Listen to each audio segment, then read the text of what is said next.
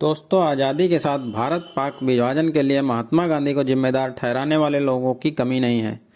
क्या आप भी यही मानते हैं कि इसके लिए गांधी जी जिम्मेदार थे? तो आइए जानते हैं इसके बारे में कुछ रोचक जानकारी। साल 1946 में जिस समय महात्मा गांधी ने नोआखली में सांप्रदायिक सद्भाव बनाने की कोशिश कर रहे थे, उस समय उनके आसपास रहने वाले तमाम बड़े राजनीतिक चेहरे दिल्ली में लॉर्ड माउंटबेटन के साथ बैठकर भारत की आज़ादी को अंजाम देने में लगे थे। गांधी जब तक दिल्ली लौटते, माउंटबेटन ने आज़ादी के साथ साथ देश के बंटवारे का सारा खेल सजा दिया था। गांधी को आभास तो हो गया था कि उनके पीठ के पीछे कुछ हुआ है, क्योंकि अब सरदार वल्लभ भाई पटेल, जवाहरलाल नेहरू और मौलाना अबुल कलाम आज़ाद तीनों का व्यवहार कुछ बदल गया है। कोई उनसे खुलकर नहीं बता रहा था। साम्राज्यवाद की किलाबंदी पूरी हो चुकी थी और यहाँ गांधी की ज़रूरत किसी को नहीं थी। कांग्रेस और मुस्लिम लीग के बीच बंटवारे की सहमति बन गई, जिस पर कांग्रेस की ओर से मौलाना और लीग की ओर से जिन्ना और अंग्रेजों की ओर से माउंटबेटन साइन करते हैं।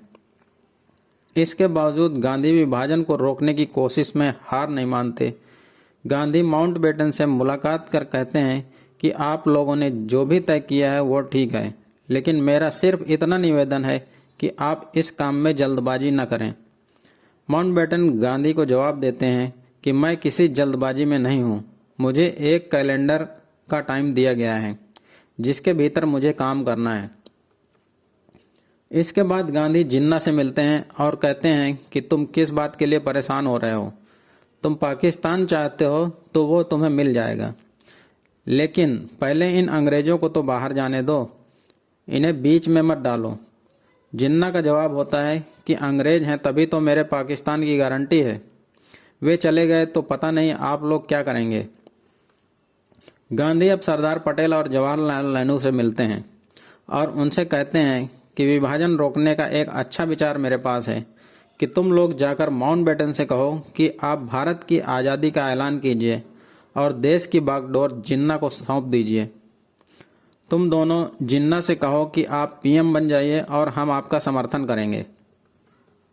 इस पर गांधी से सरदार पटेल कहते हैं, बापू आप कह रहे हैं तो हम आपकी बात नहीं काटेंगे, लेकिन ये बात देश को आपको बतानी होगी।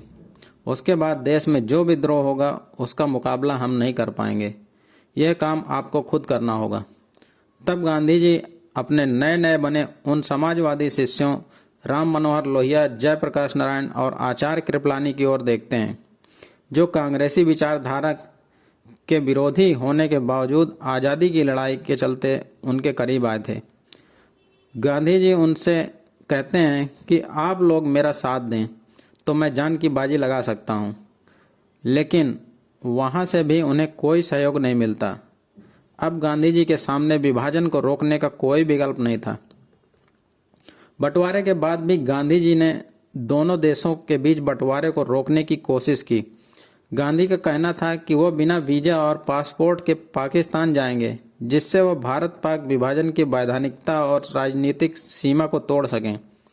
उनकी सोच थी कि दोनों देश अपनी अपनी जगह रहें, लेकिन दोनों देशों के लोग बिना किसी रोक टोक के एक दूसरे के यहाँ आ जा सकें। इस सिलसिले में उन्होंने अपने दो विश्वसनीय सहयोगियों को जिन्ना से मिलने पाकिस्तान भेजा था, लेकिन इससे पहले कि दोनों लोग जिन्ना का संदेश लेकर भारत लौट पाते, गांधी जी की हत्या हो जाती है और उनकी ये इच्छा अधूरी रह जाती है। दोस्तों, आपको यह वीडियो कैसी लगी कृपया हमें कमेंट करके बताएं तथा वीडियो को लाइक करें और चैनल को सब्सक्राइब करना ना भूलें। धन्यवाद। जय हिंद।